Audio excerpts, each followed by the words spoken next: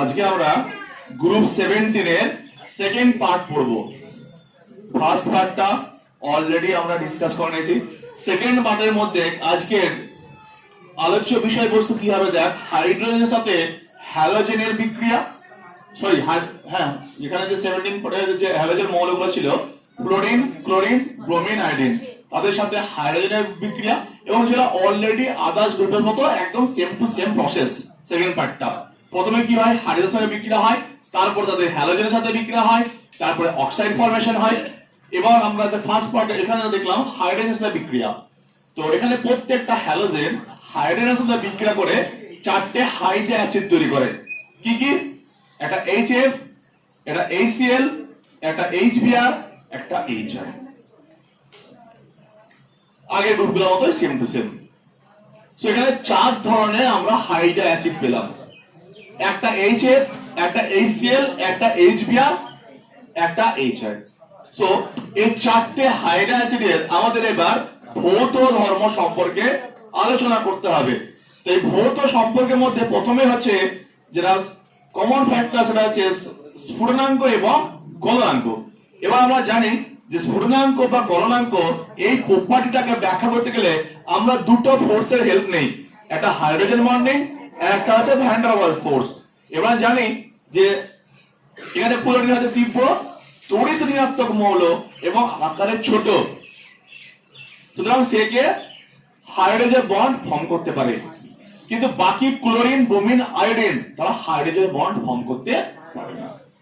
কিন্তু তাদের মধ্যে একটা ফোর্স কাজ করে, সেই ফোর্সটা হচ্ছে ভ্যান ডার ওয়ালস ফোর্স। আমরা জানি ভ্যান ডার ওয়ালস ফোর্স সাইজের সাথে proportional.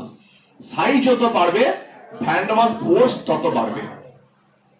Van der Waals force যত বাড়বে মলিকুলগুলো তত কাছাকাছি আসবে অ্যাট্রাকশনের মাধ্যমে এবং তারা একসঙ্গে অ্যাসোসিয়েটেড অবস্থায় থাকবে। ফলে তাদের মধ্যে অ্যাসোসিয়েশন থাকার ফলে অনেক বেশি শক্তি লাগবে তাদেরকে সেপারেট করার জন্য, অর্থাৎ তাদের গলনাঙ্ক বা স্ফুটনাঙ্ক কি হবে, ওরা ইনক্রিজ করে যাবে। তাহলে ব্যাখ্যাটা দিলে আমরা কিভাবে দেব? এই তিনটের ক্ষেত্রে ব্যাখ্যা হবে ভ্যান ডার ওয়ালস ফোর্স দিয়ে, এইটার ক্ষেত্রে ব্যাখ্যা হবে হাইড্রোজেন বন্ড দিয়ে। তাহলে আগে আমি এই বন্ড এটা আগে ব্যাখ্যা দিই। ব্যাখ্যা দেওয়ার আগে লিখবো যে ফ্লোরিন যেহেতু তীব্র তড়িৎ ঋণাত্মক মৌল এবং আকারে ছোট, এর ফ্লোরিন কি হাইড্রোজেন বন্ধন গঠন করতে পারে এবং হাইড্রোজেন বন্ধন গঠনের ফলে HF মলিকুলটা অ্যাসোসিয়েটেড অবস্থায় থাকে, অর্থাৎ সংগঠিত অবস্থায় থাকে। ফলে অনেকগুলো মলিকুল একসাথে সংবদ্ধ অবস্থায় থাকে, তাদের স্ফুটনাঙ্ক অনেক হাই হয়ে যায় ডিউ টু হাইড্রোজেন বন্ডিং এর ফলে। সুতরাং এখানে হাইড্রোজেন বন্ডটা আমরা কিভাবে দেখাতে পারি? HF, H এর ডেল্টা মাইনাস ডেল্টা, এটা ডেল্টা প্লাস ডেল্টা মাইনাস, এটা অলরেডি জানি আমরা, এটা তীব্র তড়িৎ ঋণাত্মক মৌল। সুতরাং বন্ড ইলেকট্রন এখান থেকে শিফটেড আছে। এখানে একটা মলিকুল লিখবি, এখানে একটা মলিকুল লিখবো। কেন আমরা এটাকে এরকম করে জিগজ্যাগ মোশন লিখছি? কারণ ফ্লোরিনের লোন পেয়ার আছে, সো কখনোই ওরা লিনিয়ার হতে পারবে না। তো এটাও delta plus delta minus, delta plus delta minus, এদের মধ্যে একটা উইক অ্যাট্রাকশন ফোর্স কাজ করবে অলওয়েজ। সুতরাং এই ফোর্সটাকে আমরা কি বলি? Hydrogen bond. এই অ্যাট্রাকশনের ফলে এই সব মলিকুলগুলো একসাথে এইভাবে সংগঠিত অবস্থায় থাকবে। ফলে কি হবে? এদের স্ফুটনাঙ্ক হাই হয়ে যাবে। বাট বাকি যে তিনটে মলিকুল HCl, HBr, HI, এদের ক্ষেত্রে কিন্তু উপর থেকে নিচে গলনাঙ্ক বা স্ফুটনাঙ্ক বৃদ্ধি পাবে। এইটার ক্ষেত্রে কেসটা আলাদা, কিন্তু বাকি তিনটের ক্ষেত্রে HCl, HBr, HI এদের স্ফুটনাঙ্ক উপর থেকে নিচে বৃদ্ধি পাবে। তাহলে একটা রিজন আমরা কি বলবো, যে উপর থেকে নিচে এদের ক্লোরিন সাইজ, ব্রোমিনের সাইজ, আয়োডিনের সাইজ, যেরকম ধরি আমরা, তাহলে ক্লোরিন, ব্রোমিন, আয়োডিন উপর থেকে নিচে যখন আমরা নামবো তখন আকার বা সাইজ বৃদ্ধি পাচ্ছে। আর যেহেতু সাইজ উপর থেকে নিচে বৃদ্ধি পাচ্ছে, ঠিক একইভাবে ইনক্রিজ করছে, এটা ঠিক একইভাবে কি হবে? ভ্যান ডার ওয়ালস ফোর্সও ইনক্রিজ করবে, কারণ ভ্যান ডার ওয়ালস ফোর্স সাইজের সাথে proportional. Van der Waals force সাইজের সাথে কি হবে? প্রপোর্শনাল। তাহলে যত আকার বাড়বে ভ্যান ডার ওয়ালস ফোর্স বাড়বে। তাহলে এখানে সব থেকে ভ্যান ডার ওয়ালস ফোর্স কার ক্ষেত্রে বেশি? HI মলিকুলের ক্ষেত্রে। সেই জন্য HI মলিকুলের ক্ষেত্রে এই তিনটের মধ্যে কি হবে, স্ফুটনাঙ্ক বা গণনাঙ্ক সবচেয়ে বেশি হবে। সুতরাং প্রথম মলিকুলটা ব্যাখ্যা আমরা কি দেবো, হাইড্রোজেন বন্ডিং দিয়ে। বাকি তিনটে মলিকুল যেহেতু হাইড্রোজেন বন্ডিং পসিবল হয় না, সেই জন্য তাদেরকে আমরা ব্যাখ্যা দেবো ভ্যান ডার ওয়ালসের মাধ্যমে। সুতরাং ক্লোরিন থেকে ব্রোমিন পর্যন্ত যে আয়োডিন পর্যন্ত যে হাইড্রো অ্যাসিডগুলো ছিল তাদের স্ফুটনাঙ্ক বৃদ্ধি পাবে। আর HI মলিকুলের ক্ষেত্রে যেমন পড়েছি 15, যেমন পড়েছি 16, তাদের মতো হাইড্রোজেন বন্ধনের মাধ্যমে তার স্ফুটনাঙ্ক গণনাঙ্ক হাই হবে। ঠিক আছে, তো এটা গেল গণনাঙ্ক বা স্ফুটনাঙ্কের এক্সপ্লেনেশন। এরপরে যে এক্সপ্লেনেশন আমরা আসবো সেটা দ্বিমেরু ভ্রামক, হ্যালোজেন গুলোর দ্বিমেরু ভ্রামক অর্থাৎ ডাইপোল মোমেন্ট। এগুলো হচ্ছে ক্লাস 11 এর কনসেপ্ট, অলরেডি আমরা পড়েছি। ডাইপোল মানে যা দুটো বল থাকবে, অর্থাৎ একটা প্লাস বল একটা মাইনাস বল, অর্থাৎ দুটো তড়িৎ ঋণাত্মক এলিমেন্ট যদি তারা যদি অ্যাটাচ থাকে, যেমন এখানে দেখ HF, HCl, HBr, HI, এই চারটির মধ্যে আমাদের জিজ্ঞেস করে ডাইপোল মোমেন্ট কার বেশি হবে। আমরা জানি মিউ সমান E into D, D by হচ্ছে এর ইউনিট। জানিস যে এখানে E মানে হচ্ছে এই যে ডেল্টা প্লাস ডেল্টা মাইনাস এর মান, এর মানটা, আর ডিসটেন্স এদের মধ্যবর্তী যে দূরত্ব, দুটো নিউক্লিয়াসের মধ্যবর্তী দূরত্ব অর্থাৎ বন্ধন দৈর্ঘ্য, ওটা হচ্ছে ডি। দেখ এই দুটোর গুণফল মিলে কিন্তু এই মানটা আসবে।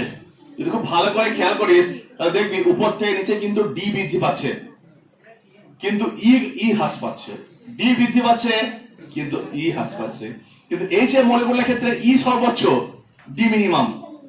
HI মলিকুলের ক্ষেত্রে ডি সর্বোচ্চ, ই মিনিমাম। এবং এদের মাল্টিপ্লিকেশন করলে যে ভ্যালুটা সেটা দেখা যায় যে যেহেতু ইলেকট্রনিক চার্জ দিয়ে ম্যাক্সিমাম ফ্যাক্টরটা চলে আসে, অর্থাৎ HF এর ক্ষেত্রে ডাইপোল মোমেন্টের মান সব থেকে বেশি হয়, কারণ এখানে ই এর মানটা এতটাই বেশি হয় যে ডি এর মানটাকে ছাপিয়ে যায়। সেজন্য দ্বিমেরু ভ্রামকের মান বা দ্বিমেরু ভ্রামকের যে অর্ডার, বুঝতে পারছো? দ্বিমেরু ভ্রামক এই দেখ, এর একটা পজিটিভ পোল নেগেটিভ পোল, দুটো পোল তৈরি আছে, আর এদের একটা কি আছে, এদের একটা ডিরেকশন আছে এবং এদের মানও আছে একটা, মানে কতটা নেগেটিভ চার্জ এর উপর ডেভেলপ হলো সেটাকে আমরা কি বলি, দ্বিমেরু ভ্রামক। অর্থাৎ দ্বিমেরু ভ্রামকের মান মিউ দিয়ে প্রকাশ করি, সবচেয়ে কার বেশি হবে, HF is greater than HCl is greater than HBr is greater than HI। তাহলে এখানে এদের দ্বিমেরু ভ্রামক বা ডাইপোল মোমেন্টটা কার রেসপেক্টিভ হলো, on the basis of electronic charge. ডিটা ছোট হওয়া সত্ত্বেও ই এর মানটা এতটাই হাই যে মাল্টিপ্লাই করে মিউ এর মানটা কার ক্ষেত্রে হাই আসছে, এইচ এর মলিকুলের ক্ষেত্রে এই মানটা সবচেয়ে হাই আসছে, সেক্ষেত্রে এর দ্বিমেরু ভ্রামক সবচেয়ে বেশি। এবং সবথেকে ইন্টারেস্টিং পার্ট এবং সবথেকে ইম্পর্টেন্ট পার্ট এই ভৌতদের মধ্যে, সেটা হচ্ছে অ্যাসিড ক্ষমতা বা অ্যাসিডিক পাওয়ার, যেটা এইটা। কারণ ভালো করে শুনে রাখবি, এখানে তাহলে এদের পরের যে পার্ট, যে অ্যাসিড স্ট্রেংথ, অর্থাৎ অ্যাসিড ক্ষমতা কার বেশি হবে। এগেন চারটে মলিকুল এখানে ড্র করা আছে। আমরা ম্যাক্সিমাম এটা আমাদের মনে হতে পারে যে অ্যাসিডের হয়তো সব থেকে HF এর বেশি হবে। অনেকের মনে হতে পারে যে HF এর মধ্যে HF কেন বেশি হতে পারে, কারণ ফ্লুরিন ইজ মোর ইলেকট্রোনেগেটিভ। তাহলে ফ্লুরিন থেকে হাইড্রোজেন থেকে ফ্লুরিন সহজে ইলেকট্রন টেনে নেবে এবং হাইড্রোজেন হয়তো সহজেই প্লাস হয়ে যাবে এবং জলীয় দ্রবণে সহজেই চলে আসবে, এটা এক্সপেক্টেশন হতে পারে। বাট ইন রিয়ালিটি হাইড্রোজেন আর আয়োডিনের মধ্যে ডিসটেন্সটা এতটাই বেশি, অর্থাৎ আয়োডিনের আকারটা এতটাই বড় যে এদের বন্ধন দৈর্ঘ্যটা অত্যন্ত বড়। এতে বড় হওয়ার জন্য কি হয়, এদের বন্ধনটা খুবই উইক হয়ে যায় এবং জলীয় দ্রবণে HF এর আগে HI easily H+ ion loss করে দেয়। আরো অন্যান্য ফ্যাক্টর এখানে ডিফাইন করতে হয়, কিন্তু যেহেতু আমরা ক্লাস 12 এ পড়ি অত ফ্যাক্টর দরকার নেই। এখানে শুধুমাত্র আমরা মনে রাখবি অ্যাসিডের যে স্ট্রেংথটা, এটা বিচার করব on the basis of bond length বা বন্ধন দৈর্ঘ্য। অর্থাৎ উপর থেকে নিচে EH বা EX বন্ধন দৈর্ঘ্য বাড়ছে, EX মানে হাইড্রোজেন করে দেয়, এই বন্ধন দৈর্ঘ্য হচ্ছে উপর থেকে নিচে বাড়ছে। তাহলে বন্ধন দৈর্ঘ্য বাড়ছে মানে বন্ধনটা উইক হয়ে যাচ্ছে এবং জলীয় দ্রবণ সহজে H+ আয়ন পাবো। তাহলে এখানে অ্যাসিডিটির অর্ডারটা হবে ঠিক এর উল্টো অর্ডারটা, HF less than HCl less than HBr less than HI। এটা ভীষণ ইম্পর্টেন্ট একটা কোশ্চেন, বহুবার বিভিন্ন কম্পিটিটিভ পরীক্ষায় আসে। তো অ্যাসিডিটি অর্ডারটা কি হবে? On the basis of bond length. কি হবে? বন্ড লেন্থ অনুসারে, অর্থাৎ যার বন্ধন দৈর্ঘ্য বেশি সে বন্ডটা বেশি উইক হবে এবং সে সহজেই H+ আয়ন দিয়ে দেবে। তাহলে অ্যাসিডিটির অর্ডারটা কি হবে? HF থেকে HI পর্যন্ত বৃদ্ধি পাবে। তো সবথেকে হাইয়েস্ট অ্যাসিডিক অর্ডার অ্যাসিডিক কার হবে? বেশি আম্লিক, সবথেকে বেশি আম্লিক HI হবে। ঠিক আছে, খুব ইম্পর্টেন্ট কোশ্চেন এটা। ওকে, দেখ তাহলে অ্যাসিডিটির অর্ডারটা আমরা পেয়ে গেলাম। এটা হচ্ছে অ্যাসিডিটি অর্ডার। কি দিয়ে হবে? খাতায় নোট ডাউন করে নিবি যে বন্ধন দৈর্ঘ্য অনুসারে আমাকে ব্যাখ্যা দিতে হবে। উপর থেকে নিচে আকার বৃদ্ধি পায়, আকার বৃদ্ধি পেলে বন্ধন দৈর্ঘ্য বৃদ্ধি পাবে, বন্ধন দিকে বৃদ্ধি পাওয়া মানে বন্ধনটা উইক হয়ে যাবে এবং সহজে বন্ড ব্রেক করবে এবং আমরা H+ আয়ন পেয়ে যাবো এবং সহজে এদের অ্যাসিডিটিটা বিচার করতে পারবো। দেখ এখানে যতগুলো প্রপার্টি আছে আমাকে নতুন করে ছবি আঁকা দরকার নাই, এইটা দিয়ে ব্যাখ্যা দেয়। তাই বলেছে থার্মাল স্টেবিলিটি, রিডিউসিং পাওয়ার। তাই अगेन থার্মাল স্টেবিলিটি আর রিডিউসিং পাওয়ার আমরা আগেই পড়েছি। দেখ থার্মাল স্টেবিলিটি মানে কে অনেক টেম্পারেচার বা কে অনেকক্ষণ পর্যন্ত নিজেকে স্টেবল রাখতে পারে। তো বুঝতে পারছিস এটা তো সহজেই ভেঙে যায়। তাহলে এর থার্মাল স্টেবিলিটি কি হবে? সবচেয়ে কম হবে। তাই अगेन অ্যানসারটা কি হবে? তাহলে থার্মাল স্টেবিলিটির যে ব্যাখ্যা, সে ব্যাখ্যাটা কি হবে? দেখ থার্মাল স্টেবিলিটি কার উপর নির্ভর করবে? বন্ধন দৈর্ঘ্যের উপর থার্মাল স্টেবিলিটি নির্ভর করে। তাহলে থার্মাল স্টেবিলিটি বা তাপীয় স্থায়িত্ব, বা তাপীয় স্থায়িত্ব যদি বাংলায় লিখি, তাপীয় কার সাথে সম্পর্ক? ইনভার্সলি বন্ধন দৈর্ঘ্য, বন্ধন দৈর্ঘ্যের সাথে ইনভার্সলি সম্পর্ক আছে। অর্থাৎ বন্ধন দৈর্ঘ্য যত বড় হবে তাপীয় স্থায়িত্ব তত কম হবে। তাহলে বুঝতে পারছি সেম উত্তর। প্রধান থেকে আইডিন পর্যন্ত আকার বৃদ্ধি পায়, বন্ধন দৈর্ঘ্য বৃদ্ধি পায়, বন্ধন দৈর্ঘ্য বৃদ্ধি পেলে তাপীয় স্থায়িত্ব হ্রাস পাবে। তো এখানে সবথেকে তাপীয় স্থায়িত্ব কার বেশি? অর্থাৎ তাপীয় স্থায়িত্বের অর্ডারটা হচ্ছে HF is greater than HCl is greater than HBr is greater than HI।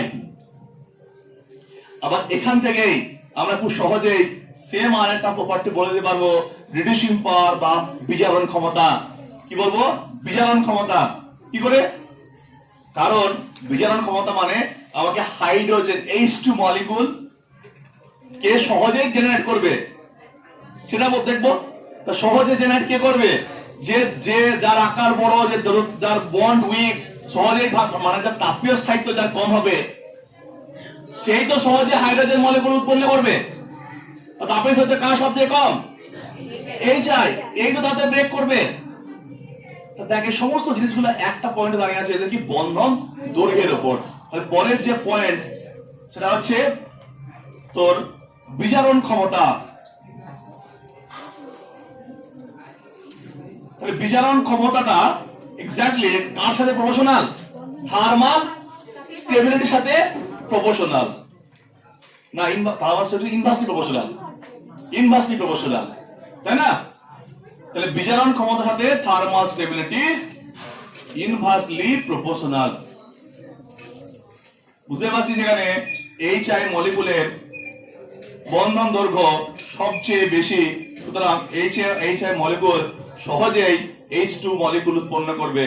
কারণ এই বন্ধনটা উইক বন্ধন, উইক বন্ধন বা দুর্বল বন্ড, সুতরাং সহজেই H2 মলিকুল উৎপন্ন করবে। তাহলে আমাদের বিজারণ ক্ষমতার অর্ডারটা কি হবে?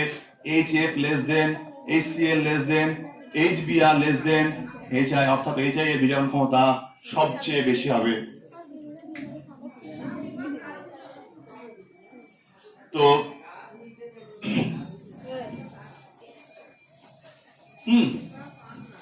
তো এখানে বিজারণ ক্ষমতার অর্ডারটা আমরা দেখে নিলাম। এখানে একটা ছোট্ট কোশ্চেন দেওয়া জিজ্ঞেস করে যে এদের মধ্যে আয়নীয় চরিত্র কার বেশি? সহজ, এর মান যার বেশি, অর্থাৎ তীব্র তড়িৎ মান ঋণাত্মক মৌলকে ফ্লোরিন।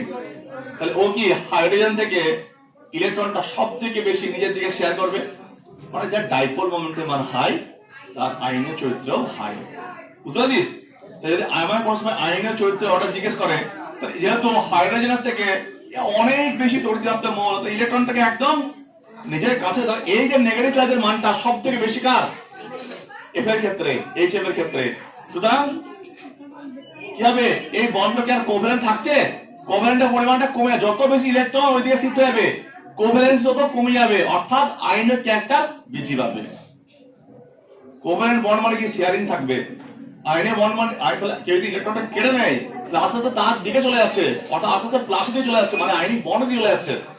তাহলে এই এর মানটা যার ক্ষেত্রে যত হাই তার আয়নিক ক্যারেক্টার বেশি। তাহলে এইচ এফ এখানে সবথেকে মোস্ট আয়নিক দেন আদার্স হাইড্রো অ্যাসিড। ওকে, সো এগুলো আমাদের হয়ে গেল সবগুলোই। এবং আর একটা কথা বল, যদি আর একটা কোথায় কোশ্চেন জিজ্ঞেস করে বন্ধন বিয়োজন শক্তি কার বেশি রকম, এগেইন সেম সহজ কোশ্চেন। বন্ধন বিয়োজন শক্তি মানে এই বন্ধন বন্ড এনার্জি,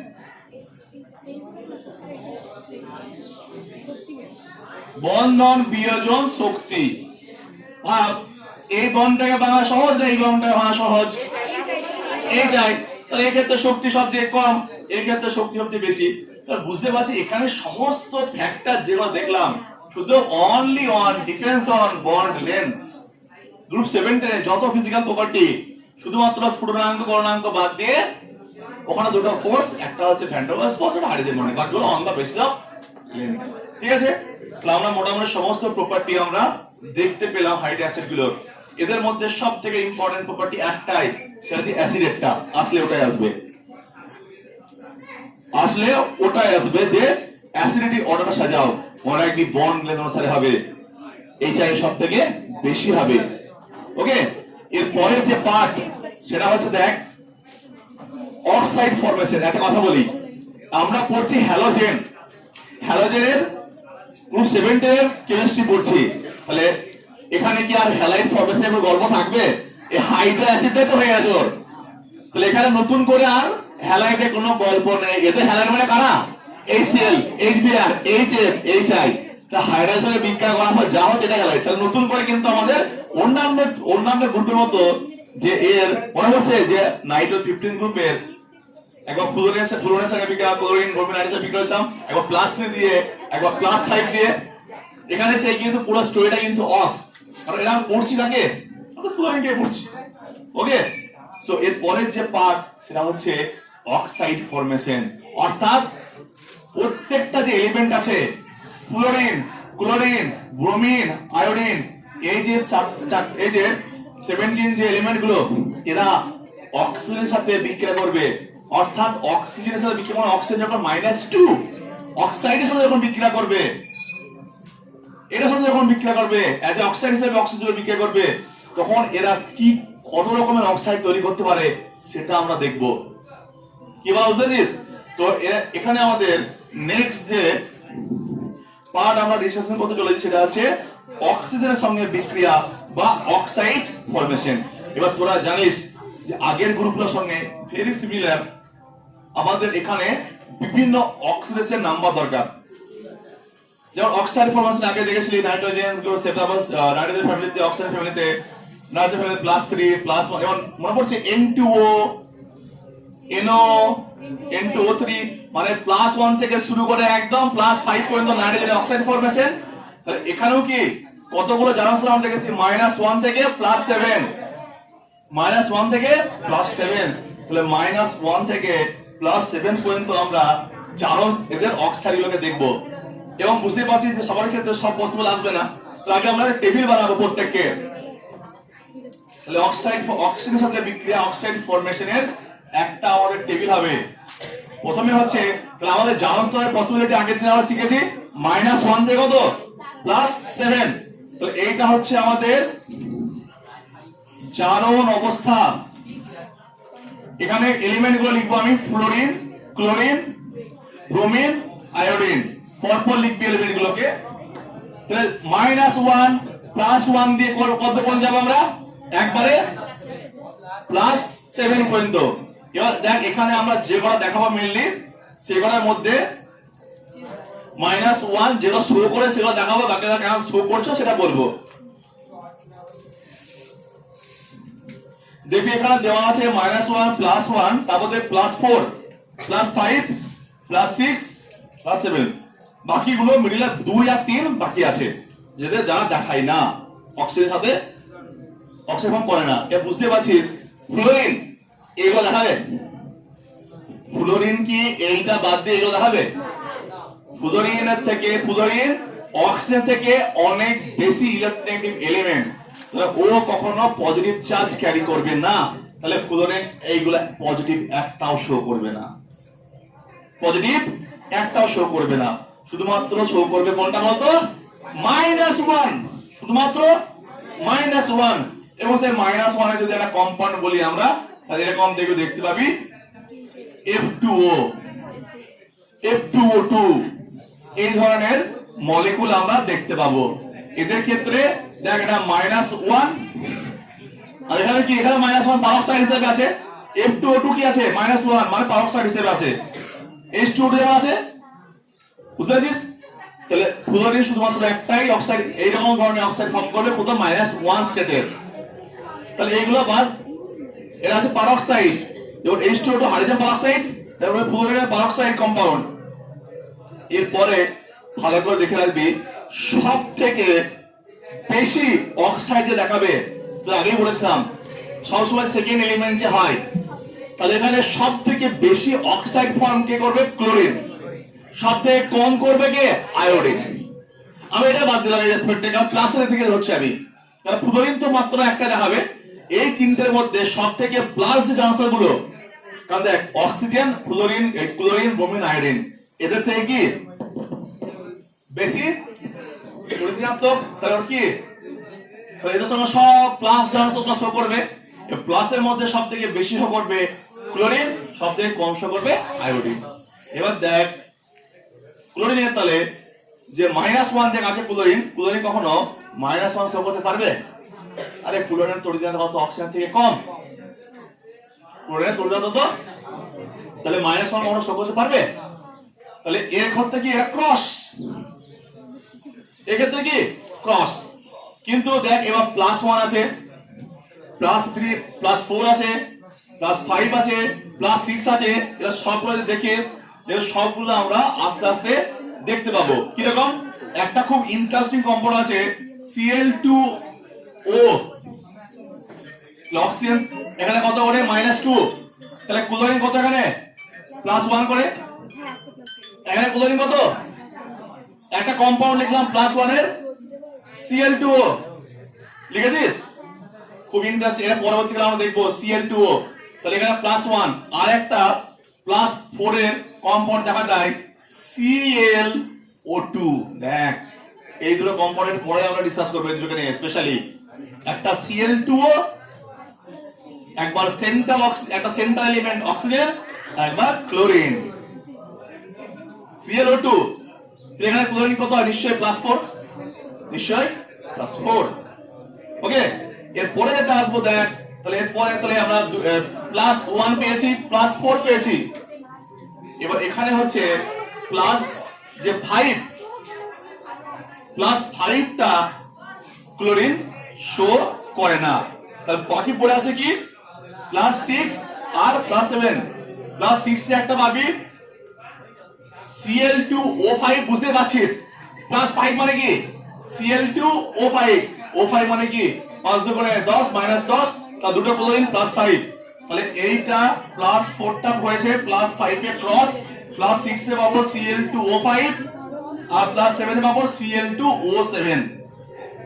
সুতরাং আমার ইন্টারেস্টিং বিষয় হচ্ছে এইটা, এই গ্রুপটা। আমার ইন্টারেস্টিং গ্রুপ হচ্ছে এই গ্রুপটা। দেখ তাহলে ক্লোরিন একমাত্র পারসেন্ট যে +1 থেকে +7 পর্যন্ত +5 বাদ দিয়ে মোটামুটি সমস্ত ধরনের অক্সাইড শো করলো। এবং এইগুলো খুব ইম্পর্টেন্ট কম্পাউন্ড, Cl2O, ClO2, এগুলো থেকে অনেক কোশ্চেন আসে।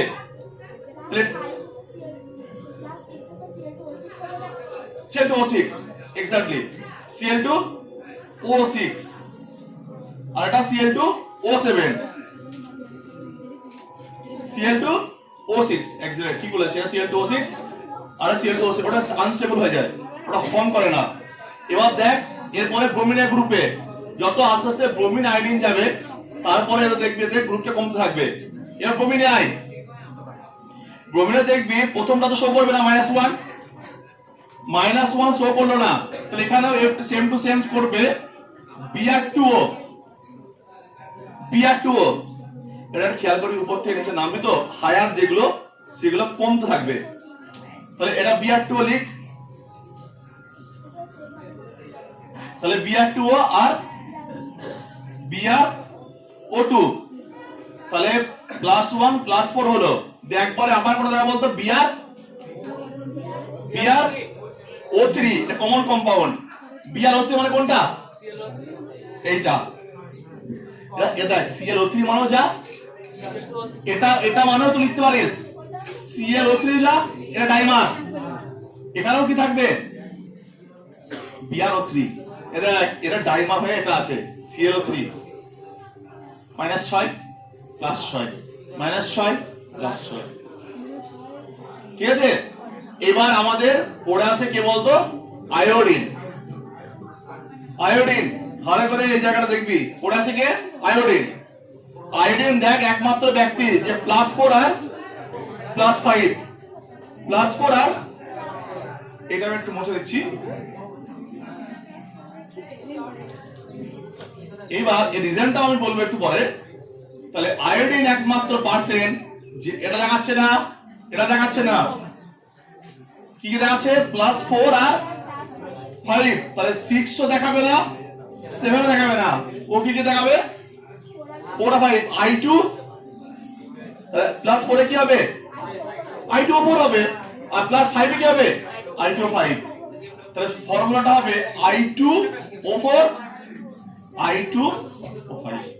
একটা খেয়াল করেছিস টেবিলটা কেন বানালাম, দেখ কোশ্চেন কোথা থেকে ধরবে, একমাত্র আয়োডিন যে +5 শো করেছে, তাহলে যদি এই টেবিল থেকে মানে কোশ্চেন আসার চান্স থাকে দুটো জায়গা থেকে, যে কোনটা বলতো I2O5 যেটা কেউ শো করে না, এই একটা কোশ্চেন, আর একটা কোশ্চেন হচ্ছে এই ক্লোরিনের গ্রুপটা যে সব শো করছে, ওটা বাদ দিয়ে এটা জানলেই তো তুই এটা বুঝে যাচ্ছিস যে +5টা কেউ শো করে না, যেটা আয়োডিন করে, আর ক্লোরিন সবগুলা করে। তাহলে এই দুটো ইনফরমেশন তো বুঝে গেলি, কি বুঝে গেলি এই ইনফরমেশন থেকে কথা বুঝতে পারলি। তাহলে আয়োডিন একটা এখান থেকে অনেকবার কোশ্চেন এসেছে এই কম্পাউন্ডটাকে দিয়ে, I2O5 দিয়ে কম্পিটিটিভ এক্সামে অনেক কোশ্চেন এসেছে। ওকে, সো অক্সাইডের কথা না প্রত্যেকে কথা বলিস না, অক্সাইডে দেখে নে। তাহলে আমরা অক্সাইডের ডিটেইলস দেখলাম যে -1 থেকে +7 পর্যন্ত রেঞ্জ হতে পারে, কিন্তু -1 একমাত্র ফ্লোরিন দেখাবে, প্লাস সব বাদ। ক্লোরিনটাকে স্পেশালি আমরা নোট করব যে ক্লোরিন -1 দেখাবে না, বাট +1 থেকে +7 পর্যন্ত দেখাবে, +5 বাদ দিয়ে, বাট আয়োডিন +5 তো দেখাবে, বাকিগুলো দেখায় না, তো +5টা ভীষণ ইম্পর্টেন্ট আয়োডিনের ক্ষেত্রে। ওকে, এবার দুটো কথা আমরা নোট করব প্রত্যেকে, এরা এই পর্যন্ত প্রত্যেক নোট করা হয়েছে। তাহলে এখানে দেখলাম দুটো কথা কি, যে ক্লোরিন সবচেয়ে বেশি সংখ্যক অক্সাইড প্রদর্শন করছে, এটা একটা পয়েন্ট। দ্বিতীয় পয়েন্ট হচ্ছে আয়োডিন সবচেয়ে মানে প্লাসের দিক দিয়ে বলছে, প্লাসের দিক দিয়ে মানে প্লাসের দিক দিয়ে এরকম, মানে অক্সাইড বলতে অক্সিজেন চার্জ যখন -2, দেখ এইগুলো তো -2 নেই, -1, তো এটা কিন্তু এরা সব অক্সাইড বলতে একমাত্র ম্যাক্সিমাম কে শো করছে, এই তিনজন অক্সাইড শো করছে, কারণ এইগুলো তো অক্সিজেন, এইগুলোর ক্ষেত্রে সরি এটা +1 এগুলো, আর এগুলো -1, কারণ এইগুলোর ক্ষেত্রে অক্সিজেন প্লাস চার্জ, এরা অক্সাইড না, অক্সাইড কারা এই তিনটির ক্ষেত্রে। অক্সাইডের গল্পটা শুধুমাত্র বাকি তিনটি এলিমেন্টের ক্ষেত্রে ফ্লোরিন বাদ দিয়ে, কারণ ফ্লোরিনের সঙ্গে অক্সিজেন পজিটিভ হয়ে যাচ্ছে, সুতরাং অক্সাইড একমাত্র বেশি সংখ্যক অক্সাইড শো করছে কে বলতো ক্লোরিন, সবথেকে কম সংখ্যক আয়োডিন। এটা একটা পয়েন্ট হলো। আর একটা পয়েন্ট হবে আয়োডিনের অক্সাইডগুলি,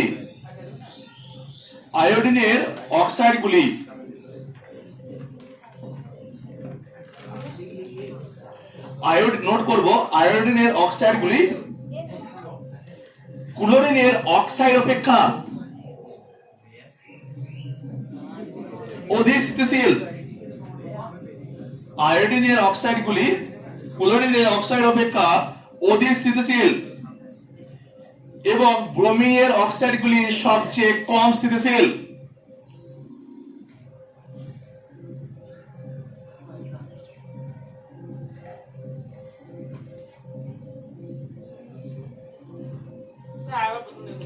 লজিকটা হচ্ছে এরকম, তাহলে অক্সাইড তো তিনজন করছে সব থেকে, তাহলে আমি কি বললাম এদের দেখ আমি তুলনা করছি এইটার সাথে এইটা, তো এইটার মধ্যে এই অক্সাইড প্লাস স্টেবিলিটি বেশি কার? আয়োডিনের। আর কম কার? আর এইটা দেখ কথা শোন, ক্লোরিনের অক্সাইডগুলো থেকে আয়োডিনের অক্সাইডের স্থিতিশীলতা বেশি, সবচেয়ে কম হচ্ছে ব্রোমিনের গুলো, সবচেয়ে কম হচ্ছে ব্রোমিনের। রিজনটা আমি বলছি আগে, তো বুঝতে পারছিস কোশ্চেনটা, এই লেখাটা এদের স্টেবিলিটি আয়োডিনের থেকে এ সব থেকে বেশি, তারপরে ক্লোরিনের, তারপরে ব্রোমিন। এবার উত্তরটা হলো কেন? কারণ দেখ এটা নির্ভর করছে ধ্রুবীয়তার উপর। আয়োডিন অক্সিজেন, আমি বললাম এদের মধ্যে যে বন্ধনটা তারা সবথেকে বেশি ধ্রুবীয় এবং এরা সবথেকে স্থিতিশীল, এদের অক্সাইডগুলি কেন? খুব স্বাভাবিক, অক্সিজেন প্রত্যেক ক্ষেত্রে কমন। ওকে, তাহলে অক্সিজেনের সঙ্গে একবার তুই লাগাচ্ছিস ক্লোরিনকে, অক্সিজেনের মান আর ক্লোরিনের মান যদি তুই তুলনা করিস খুব কাছাকাছি, দুজন পরিণততার মান। ব্রোমিনকে বসা, তার থেকে পার্থক্য একটু বাড়লো। আয়োডিনকে নিয়ে আয়, পার্থক্য অনেক বেশি, অর্থাৎ প্লাস মাইনাস হওয়ার চান্সটা, পজিটিভ আর নেগেটিভ পোল তৈরি হওয়ার চান্সটা অনেক বেশি। তাহলে এইগুলোর ক্ষেত্রে আয়োডিনের ক্ষেত্রে আয়ও যে কথা লিখবো, এই বন্ধনের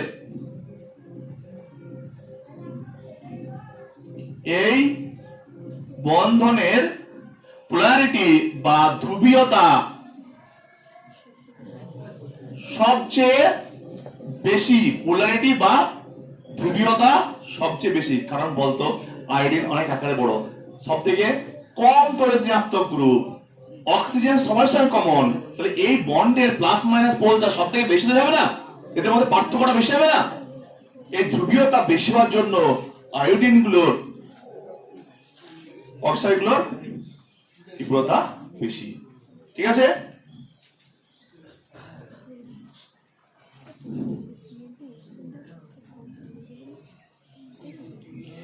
এবং আর একটা কথা লিখে রাখবি, ক্লোরিনের অক্সাইডগুলি আর একটা কথা লিখে রাখবি, ক্লোরিনের অক্সাইডগুলি, আমি এটা বসে দিচ্ছি আস্তে আস্তে, আমাদের অলমোস্ট হয়ে গেছে। এরপরে আমরা যে পার্টটা দেখবো এদের শেপ, দেখ এদের শেপ গুলোকে দেখবো আমরা একটু পরে।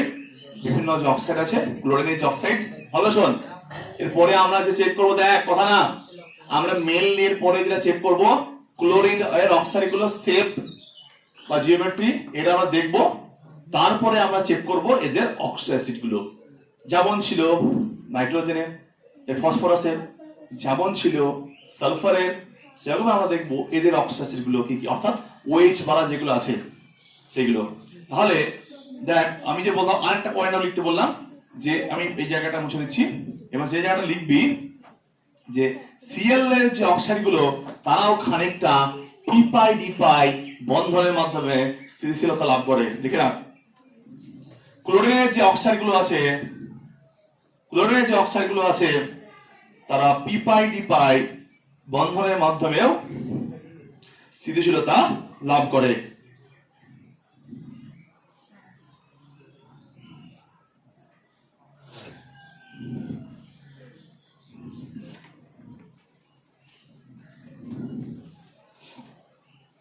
ঠিক আছে,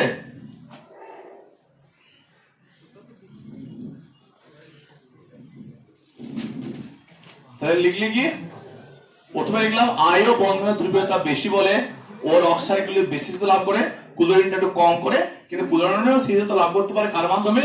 পি পাই ডি পাই, পি পাই ডি পাই কি হবে? বহুবন্ধন হয়। পি পাই ডি পাই কি হয়? বহুবন্ধন দ্বিবন্ধন যেটা হয়, এটা পি অরবিটালের সঙ্গে ডি অরবিটাল সেকেন্ড ডি, এর মাধ্যমে এরা কি করতে পারে? স্থিতিশীলতা লাভ করতে পারে।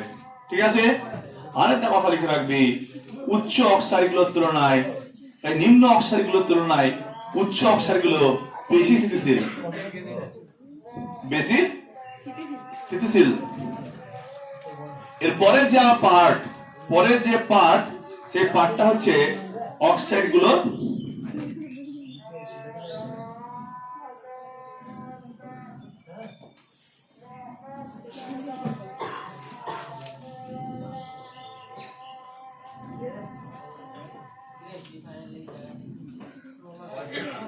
এবার শোন ভালো করে, আমরা যে অক্সাইড গুলো পেয়েছি ভালো করে শুনবি, তাদের শুধুমাত্র এবার আমরা যে অক্সাইড গুলো পেয়েছি তাদের সেট গুলো একবার দেখে নেব।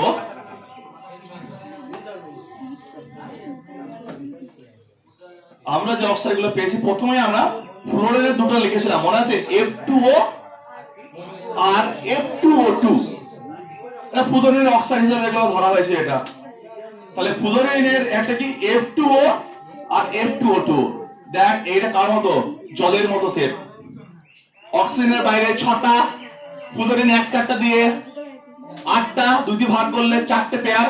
এটা বিএস পেয়ার জানি, দুটো বন্ড, দুটো পার্সন আছে, দুটো বন্ড পেয়ার, দুটো লোন পেয়ার। কি শেপ হবে? জলের মতো শেপ হবে, কৌণিক বা অ্যাঙ্গুলার। তাহলে এরকম।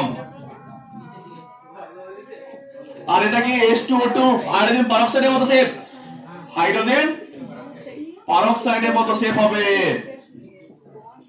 মনে আছে? ওপেন বুক স্ট্রাকচারের মতো এটাকে বলা হয় ওপেন বুক স্ট্রাকচার। একটা বইকে খোলা রাখা যেমন কি হয়, যেমন দেখতে ভাব সেরকম শেপ। এটা যে H2O2 গঠন। এরপরে আমরা দেখব, এরপরে যে অক্সাইডের ছবিগুলো আঁকবো সেটা হচ্ছে ক্লোরিনের।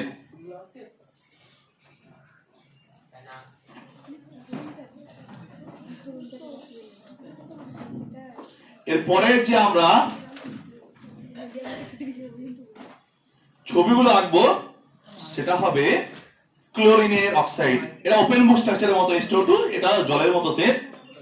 ক্লিয়ার? কৌণিক শেপ, কৌণিক বা অ্যাঙ্গুলার। এরপরে ক্যাপশন দিবি ক্লোরিনের অক্সাইড গুলির গঠন আকৃতি। ক্লোরিনের অক্সাইড গুলির গঠন আকৃতি। প্রথমে +1 এ কে ছিল? ক্যাপশন দিয়েছিস? ক্লোরিনের অক্সাইড গুলির গঠন আকৃতি। Cl এর অক্সাইডের গঠন আকৃতি অনেকগুলো আছে, +1 থেকে শুরু করে +7 পর্যন্ত। প্রথম +1 এ নিশ্চয়ই এটা আছে Cl2O। আগের শেপটা আঁকবো, এটা ভীষণ ইম্পর্টেন্ট কম্পাউন্ড, Cl2O। ওকে, তাহলে দেখ এর শেপটা কি হবে? ক্লোরিনের বাইরে 7 ভাগে দেখ, counting BSP theory. Oxygen central element, বাইরে 6টা, দুটো ক্লোরিন, দুটো 6টা ইলেকট্রনকে সেন্ট্রাল এলিমেন্টকে অক্সিজেন করা হয় 8টা ইলেকট্রন, 2 দিয়ে ভাগ করলে 4টে ইলেকট্রন পেয়ার। বাট পার্সেন্ট দুটো, দুটো বন্ড পেয়ার, দুটো লোন পেয়ার। এগেন কার মতো দেখতে?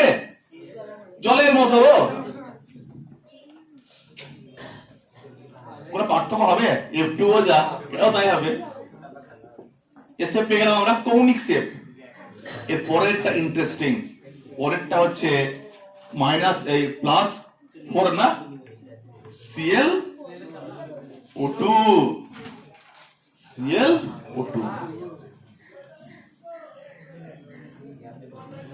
ভালো করে শুনবি, ভালো করে শুনবি। এইটা সেন্ট্রাল এলিমেন্ট কে ক্লোরিন, এটা সেন্ট্রাল এলিমেন্ট ক্লোরিন। এই